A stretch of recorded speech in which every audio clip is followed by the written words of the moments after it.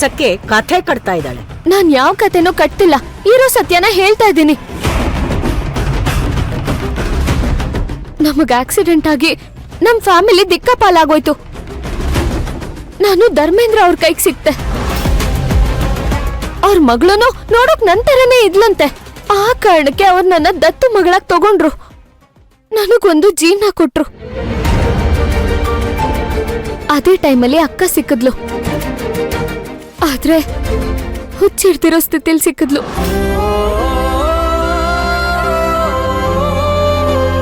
ಸುಳ್ಳು. ಅದ್ಯಾರಿಗೆ ಗರ್ಭಿಣಿ ಆಗಿದ್ದಾಳೋ ಏನೋ, ಅದನ್ನ ನನ್ ಮೊಮ್ಮಗನ್ ತಲೆ ಕಟ್ಟಿ ಕೈ ತೊಳ್ಕೊಳಕ್ ನೋಡಿ. ಅಜ್ಜಿ ಪ್ಲೀಸ್, ಏನೇನೋ ಮಾತಾಡ್ಬೇಡಿ. ಆ ಮಗುಗೆ ಅಪ್ಪ ನಾನೇ. ಹಾಗಂತ ನೀನ್ ಅನ್ಕೊಂಡಿದೀಯ. ಅದನ್ನೇ ಅವರು ತಮ್ಮ ಲಾಭಕ್ಕೆ ಬಳಸ್ಕೊಂಡಿದ್ದಾರೆ.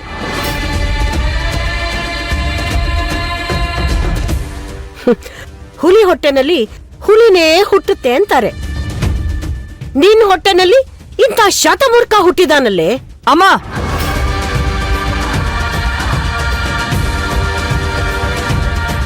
ಹೇಳು, ನಿನ್ ಅಕ್ಕನ ಗರ್ಭಕ್ಕೆ ನನ್ ಮಗನೇ ಕಾರಣ ಅಂತ ಇಟ್ಕೊಳ್ಳೋಣ. ಅದನ್ನ ನೀನ್ ನನ್ನ ಹತ್ರ ಬಂದು ಮಾತಾಡ್ಬೋದಾಗಿತ್ತಲ್ವಾ? ನಾನ್ ಬೇಡ ಅಂತ ಇದ್ನಾ? ಅದನ್ ಬಿಟ್ಟು ನೀನ್ ಯಾಕೆ ಮೋಸ ಮಾಡ್ದೆ? ನಾನ್ ಭೈರವಿ ಎಲ್ಲ ಸಿಂಧು ಅಂತ ಹೇಳ್ಬೋದಾಗಿತ್ತು ತಾನೆ? ಸತ್ಯನ ಮುಚ್ಚಿಟ್ಟು ನನ್ ಮಗನ್ನ ಯಾಕೆ ಮದ್ವೆ ಮಾಡ್ಕೊಂಡೆ?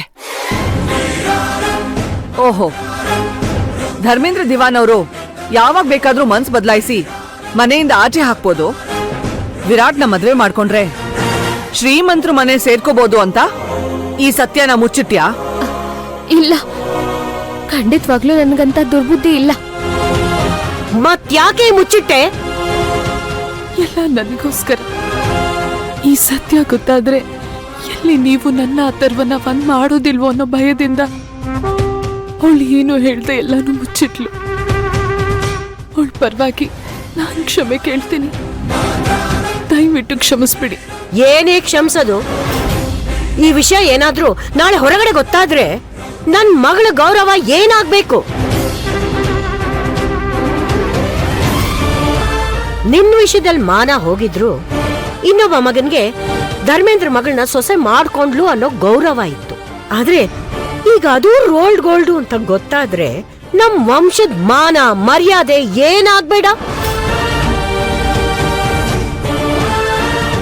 ಶ್ರೀಮಂತರ ಮನೆ ಮಗಳು ಅಂತ ನನ್ ಕಣ್ಣಗ್ ಮಣ್ಣೆರ್ಚಿ ಅಕ್ಕ ತಂಗಿ ಇಬ್ರು ನಿಮ್ಮ ಮಿಡಲ್ ಕ್ಲಾಸ್ ಬುದ್ಧಿ ತೋರ್ಸ್ಬಿಟ್ರಿ ಅಲ್ಲ.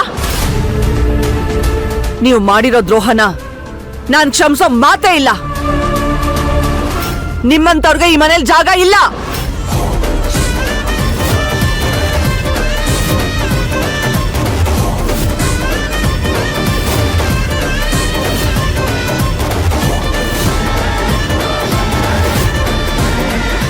ಹೋಗಿ, ಹೋಗ್ತಾ ಇರಿ. ಒಂದು ನಿಮಿಷ ಕೂಡ ನಮ್ಮ ಮನೇಲಿ ಇರಬಾರ್ದು.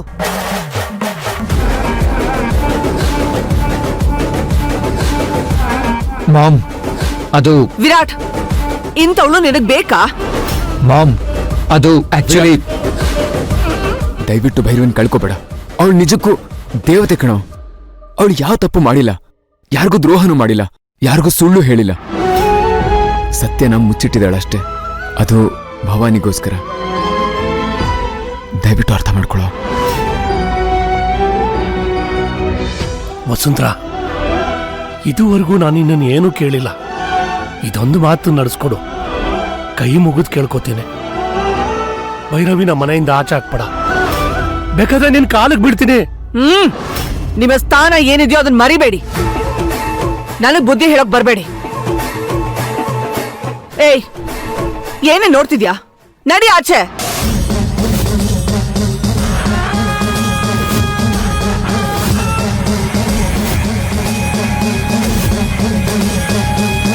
ವಿರಾಟ್, ಇವಳ ಕತ್ ಹಿಡಿದು ಆಚೆ ತಳ್ಳು.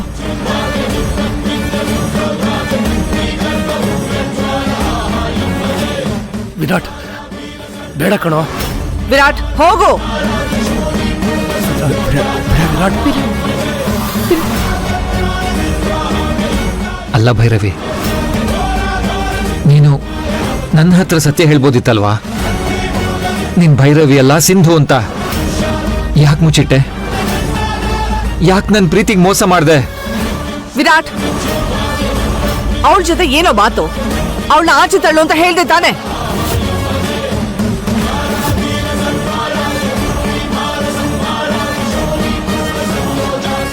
ಅಥರ್ವ, ನೀನೇ ನೋಡ್ತಿದ್ಯಾ?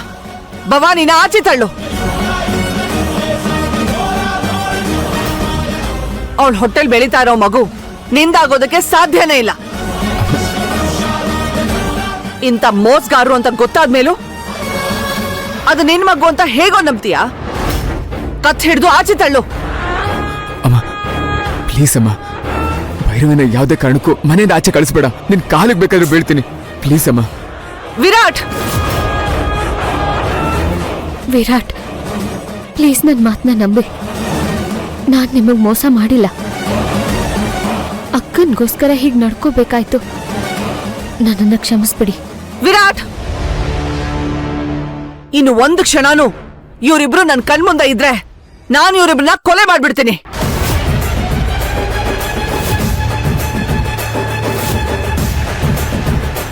ನಾನ್ ಕೊಲೆಗಾರ್ತಿ ಆಗ್ಬಾರ್ದು ಅನ್ನೋದಾದ್ರೆ ಇವರಿಬ್ರನ್ನ ನೀನೇ ಕತ್ ಹಿಡಿದು ಆಚೆ ತಳ್ಳು.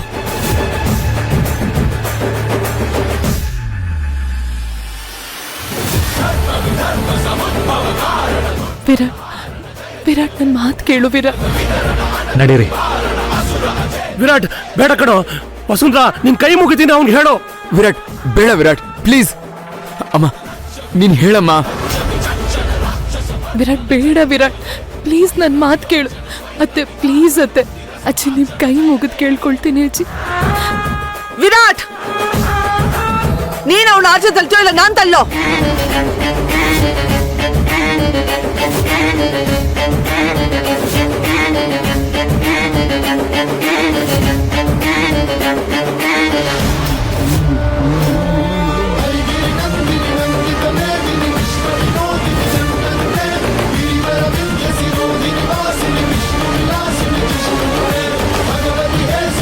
ಬೇಡ ಕಣ ವಿರಾಟ್.